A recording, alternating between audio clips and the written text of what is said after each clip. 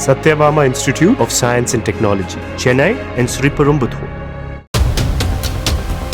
திருவண்ணாமலை மாவட்டம் தானிப்பாடியில் சலூன் கடை வாசலில் நாற்காலியில் தனியாக அமர்ந்திருந்த கல்லூரி மாணவர் ஒருவரை சக மாணவர்கள் 8 பேர் சேர்ந்து தாக்கிய காட்சிகள் வெளியாகியுள்ளன. திருவண்ணாமலையில் உள்ள அரசு கலைக்கல்லூரி பேருந்தில் செல்லும் போது ஏற்பட்ட மோதலில் மாணவன் தாக்கப்பட்டதாக கூறப்படும் நிலையில் காவல்துறையினர் விசாரித்து வருகின்றனர்.